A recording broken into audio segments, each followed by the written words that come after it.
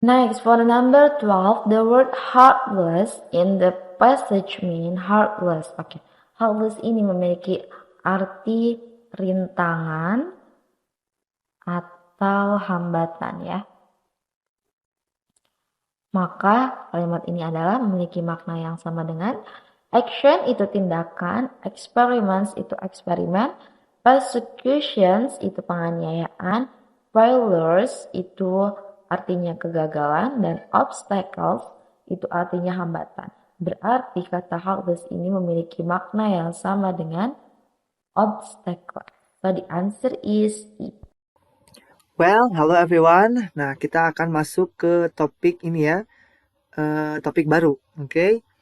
Seperti biasa teman-teman, jika kita sudah menemukan descriptive text seperti ini, kita bisa melakukan scanning ya teman-teman untuk seperti biasa mengetahui beberapa kalimat yang akan disampaikan pada teks ini agar kita tidak terlalu blind ya di dalam soal ini, dalam mengerjakan soal, oke? Saya persilahkan.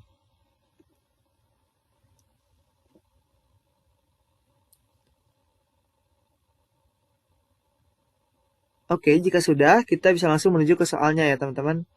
Di sini tertulis what is the writer's intentions to write the text, atau apa niat penulis pada paragraf itu ya, teman-teman. Jadi tentang apa sih dari niatnya penulis ini dalam menulis topik tersebut ini ya. Oke, kita lihat opsionalnya. A. To tell his experience.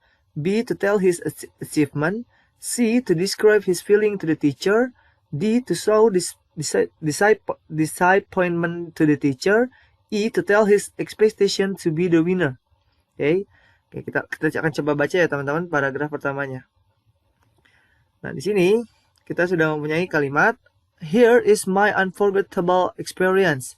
Nah, di awal saja kita sudah diberikan kata experience ya teman-teman. Kita lock dulu ya, kita kunci kalimat experience ini atau pengalaman ya. Jadi artinya inilah pengalaman saya yang tak terlupakan. Oke. One day I joined a storytelling contest. Suatu hari saya mengikuti kontes bercerita. Kemudian two of my friend and I had been chosen to take a part in the final round at the district level. Nah, saya dan kedua teman saya terpilih untuk mengikuti babak final di tingkat kabupaten ya teman-teman, distrik ini. Kemudian I was very happy and eager to win the champion. Saya merasa senang dan bersemangat untuk memenangkan kompetisi ini gitu ya. For preparation, I had to memorize and understand to the story well. Nah, kemudian untuk persiapan saya menghafal dan memahami cerita dengan baik. My teacher guided and taught me pronunciation, facial expression, and gesture. Nah, guru saya membimbing dengan mengajari saya pengucapan, ekspresi wajah, kemudian dan juga gestur ya atau gerak tubuh. Dan one day before performing, my friend and I were busy to prepare the props and custom for the competition. Nah, pada suatu hari sebelum tampil, saya dan teman-teman sibuk mempersiapkan alat peraga dan kostum yang dipakai untuk kompetisi. Thing that Miss said was my teacher rented the props and custom for my friend, but not for me. Nah, hal yang membuat saya sedih adalah guru saya menyewakan alat peraga dan kostum untuk teman-teman saya, tetapi tidak untuk saya, ya. Then my two friends had beautiful custom and luxurious props. Nah, kedua teman saya memiliki kostum yang indah dan alat peraga yang mewah. Oke. Dan kita lihat di sini ya, teman-teman. Sebenarnya di sini sudah jelas ya jawabannya. Kita lihat opsi A itu dijelaskan to tell his experience ya. Nah, ini berhubungan dengan kata pertama yang disebutkan bahwa dia ini adalah pengalaman yang tidak terlupakan ya. Tapi akan kita keep dulu opsi A ini karena kita masih punya 4 opsi lainnya. Kita akan coba bedah dulu ya. B, to tell his achievement. Nah, kita lihat di sini ya teman-teman di paragraf pertama dan kita sudah melakukan scanning bahwa dia tidak lebih banyak menceritakan pencapaiannya atau dia lebih menceritakan condong ke pengalamannya, bukan ke achievementnya ya teman-teman. Berarti B ini salah, oke? Karena itu tidak masuk pada intention atau tujuan dia dari menulis teks ini ya, si perempuan ini. Oke. Kemudian kita lihat di opsi B yaitu to describe his feeling to the teacher atau menggambarkan perasaan dia kepada gurunya. Oke. Kita tadi sudah membaca di paragraf pertama bahwa dia sedih ya kepada gurunya. Tetapi itu tidak menjadi masalah karena itu hanya selewat ya teman-teman, dan isi itu bukan bagian dari isi atau topik utama yang diinginkan oleh si penulis ini. Berarti yang C ini salah. Kemudian kita lihat yang D, to show his disappointment to the teacher atau menunjukkan rasa kecewa dia kepada gurunya. Nah, ini juga salah ya teman-teman, ini masih sama dengan C yaitu to describe his feeling to the teacher. Jadi kita eliminasi. Kemudian E, to tell his expectation to be the winner. Nah, atau juga dia untuk menceritakan harapannya menjadi pemenang. Nah, sedangkan dia dari awal itu hanya senang mengikuti lomba ini dan dia hanya fokus kepada menceritakan bagaimana perjalanan dia mengikuti kompetisi ini ya teman-teman, bukan untuk mengekspektasikan dia akan menjadi pemenang. Berarti yang I ini salah. Nah, berarti tujuan yang paling tepat yang ditunjukkan oleh penulis ini adalah A ya teman-teman, to tell his experience, karena kita sudah menemukan kata kuncinya di awal sudah jelas bahwa ini adalah pengalaman yang tidak terlupakan bagi dia. Oke, seperti itu ya teman-teman. Paham ya? Pembahasan soal ini relate dengan teks yang membahas tentang jeans. They were associated with rural people and the working class. The word they in the sentence refers to. Nah, pembahasan ada di paragraf yang keempat. They were associated with rural people and the working class. Nah, they ini refers kepada kalimat sebelumnya, di mana kalimat sebelumnya ini membahas tentang jeans were worn only by workers, yaitu membahas tentang jeans. A, factory workers ini salah karena tidak mengacu kepada pembahasan yang sesuai dengan teks tersebut. B, rich easterners ini juga salah karena bukan merupakan kata yang dirujuk oleh they di dalam teks. C, factories ini juga salah karena tidak sesuai dengan teks bacaan. D, jeans, nah ini baru betul karena sesuai dengan kata yang dirujuk di dalam teks. E, eastern part of us, ini juga salah karena tidak sesuai dengan teks bacaan. Maka jawaban yang benar untuk nomor 3 adalah D. Hai guys, nah masih di soal tentang memo ya. Karena kita sudah membaca isi dari memo tersebut, kita langsung menuju ke pertanyaannya saja. When does the change come into effect? Kapan perubahan itu akan berdampak? Nah, A, today, B, in today, C, in 3 months, D, on January 1st, E, tomorrow. Oke. Nah, di sini berarti pilihannya A, hari ini.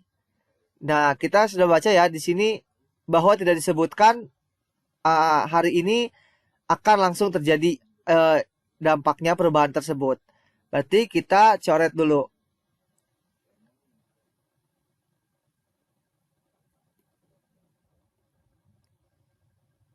Oke. Kemudian B, in today. Nah, di sini ada kata-kata yang mengungkapkan bahwa today. Nah, ini ya. Tapi bukan itu. 2 hari yang di sini, yang dimaksud di sini adalah mengingatkan kepada supervisor tentang tenggat waktunya. Berarti bukan itu ya. Berarti kita coret. Oke. D, on January 1st. Nah, ini. On January 1st. Di sini disebutkan di awal kalimat kita menemukan as of January 1st. Nah, ini ya. awal 1 Januari yang di sini yang dimaksud adalah awal mula tanggalnya, bukan selama berdampaknya perubahan itu. Berarti kita coret. Kemudian tomorrow atau besok. Nah, kita di sini tidak menemukan kata-kata tomorrow atau besok. Berarti jelas ini salah, kita coret. Nah, kemudian yang ini, yang C, in 3 months. Nah, disebutkan ya di sini, as of January 1st, all new employees will be subject to a 3-month probationary period. Nah, berarti akan berdampak selama 3 bulan masa percobaan. Nah, berarti yang paling tepat jawabannya adalah yang C, in 3 months. Seperti itu ya, teman-teman. Pembahasan soal ini relate dengan teks yang membahas tentang teoria kuno. The word excavation has the closest meaning to blah blah blah. Nah, untuk bisa tahu makna yang dekat dengan kata excavation, itu kita terjemahkan satu persatu dari pilihan ganda ini. Nah, untuk kata excavation itu sendiri, ini memiliki arti penggalian. Nah, untuk jawaban yang A, evacuation, itu artinya pengungsian. Nah, ini berarti salah karena maknanya tidak berdekatan dengan kata excavation. Untuk bagian yang B, digging, itu artinya penggalian. Nah, ini betul karena dia memiliki makna yang sama dengan kata excavation. Lalu, jawaban yang C, solid, itu artinya padat. Ini salah karena dia tidak memiliki makna yang dekat dengan kata excavation. Lalu, jawaban yang D, filling, itu artinya mengisi. Ini salah karena dia tidak memiliki makna yang dekat dengan kata excavation. Dan jawaban yang E, archaeology, itu artinya arkeologi. Ini salah karena tidak sama maknanya dengan kata excavation. Maka jawaban yang benar untuk nomor 8 adalah B. Next, for the number 14, the topic of the text above is, topik pada teks tersebut adalah, ini udah ganti ke teks selanjutnya ya. Kalian bisa lihat. Di paragraf ke-1 dijelaskan bahwa tourism may have only touched Raja Ampat. Para wisatawan mungkin akan tersentuh dengan keindahan Raja Ampat. Di paragraf kedua pun dijelaskan, its reputation is one of the world's best diving destination. Ini adalah satu reputasi yang terkenal gitu di seluruh dunia dengan wisata divingnya gitu, dengan dengan wisata divingnya, and its growth tourism industry, dan ini merupakan salah satu industri pariwisata yang sedang berkembang di Raja Ampat. Maka topiknya bisa kita ambil yaitu perkembangan industri pariwisata di Raja Ampat. So the answer is D, growing tourism industry in Raja Ampat. Halo teman-teman, kali ini kita bahas soal literasi bahasa Inggris. Soalnya sebagai berikut. According to the text, what is the importance of water? Artinya, berdasarkan teks, apa pentingnya air? Nah, untuk menjawab soal ini, kita perlu membaca cepat teks untuk menemukan bagian teks yang membahas tentang pentingnya air. Setelah membaca, ditemukan bahwa hal tersebut dibahas di awal paragraf, awal kalimat, yaitu paragraf 1, kalimat 1. Kita baca, water is at the heart of health and well-being for people and nature. Artinya, air adalah jantung dari kesehatan dan kesejahteraan bagi manusia dan alam. Nah, di sini ada istilah at the heart. Nah, kalau secara kata per kata bisa diartikan menjadi jantung dari. Nah, tapi frasa ini juga diartikan menjadi sangat penting ya, sangat penting atau fundamental gitu ya. Fundamental atau mendasar. Jadi kalimat ini bisa diartikan menjadi air adalah atau air sangat penting atau mendasar untuk kesehatan dan kesejahteraan manusia dan alam. Gitu. Nah, sekarang kita lihat opsi mana yang paling sesuai dengan isi teks. Kita mulai dari opsi A. It is recognized. Recognize ini artinya dikenal gitu ya. Dikenal as human right issue sebagai isu hak asasi manusia. Human right ini bisa diartikan menjadi HAM by national standard. Nah, salah ya, opsi A salah karena tidak menjelaskan pentingnya air gitu. Lalu opsi B, it is fundamental. Nah, fundamental ini artinya sangat penting to both human and environmental health, untuk manusia dan untuk kesehatan manusia dan lingkungan. Nah, opsi ini sesuai ya, tadi karena disebutkan air itu penting karena bagian yang fundamental untuk kesehatan dan kesejahteraan manusia dan alam. Jadi opsi B benar. Lanjut opsi C, it is link. Link ini artinya dihubungkan ya. Dihubungkan atau berhubungan gitu ya, menghubungkan the healthy environment, lingkungan yang sehat, ke human well-being, kesejahteraan manusia. Nah, opsi C juga salah karena tidak menjelaskan pentingnya air. Lanjut opsi D, it is issued by international treaties and declaration. Artinya ini issued itu dibahas oleh perjanjian internasional dan deklarasi internasional. Nah, ini juga tidak menjelaskan pentingnya air, jadi opsi D salah.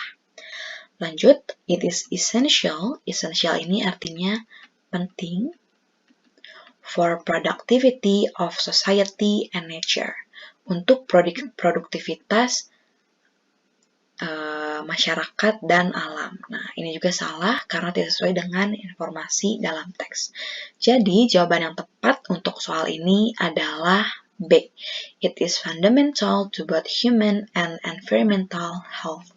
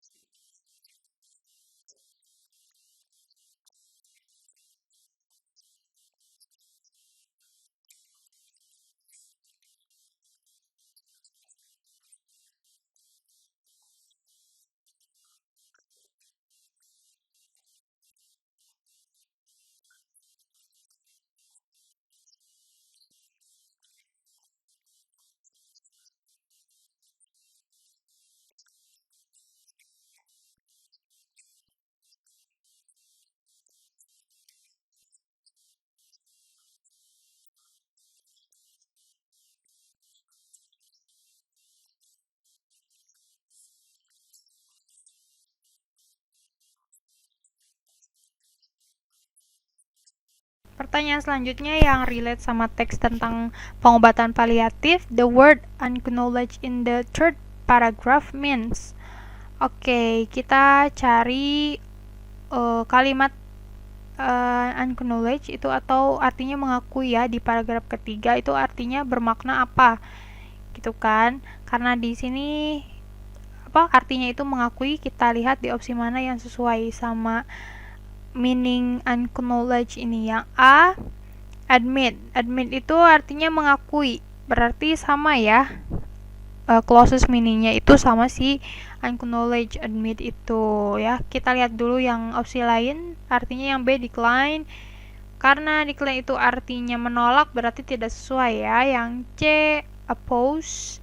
Oppose itu artinya berlawanan. Kalau yang D contradict. Nah, contradict ini bertentangan, closest meaning sama oppose ya. Kalau yang E disagree ini tidak setuju. Berarti dapat disimpulkan jawaban untuk nomor ini jawabannya adalah yang A ya, admit.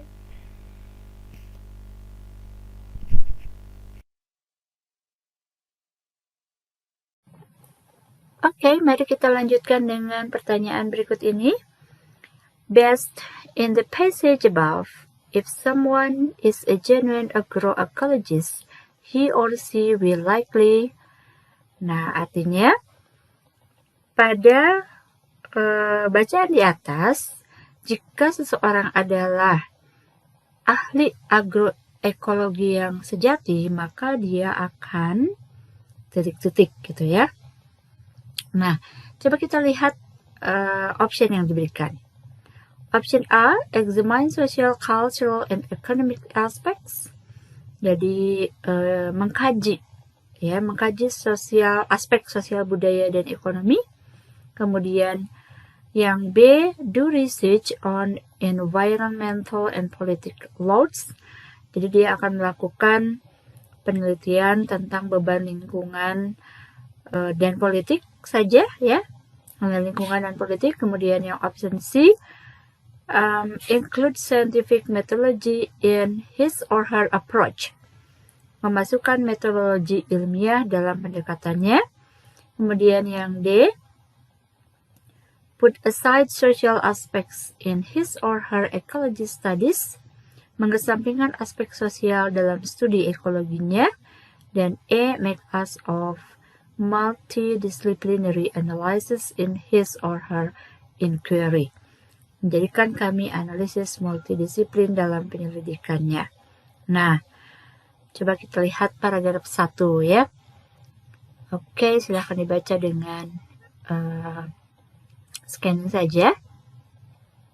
Apa yang ada di paragraf ke-1, apakah ada? Oke. Nah, ini ada ya. The following this definition, berikut ini adalah definisi an agroecologist, bahwa seorang ahli agroekologi would study agriculture's various relationship with soil health, water quality, air quality,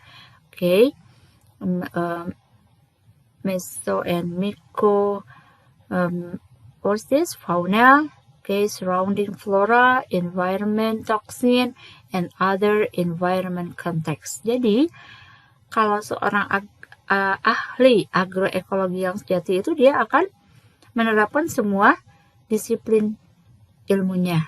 Itu ya, berarti jawaban yang tepat yang diberikan pada option berikut ini adalah yang E. Make us multidisciplinary analysis in his or her inquiry. Ya, kita dapat jawabannya itu ada di paragraf pertama dan di kalimat terakhir.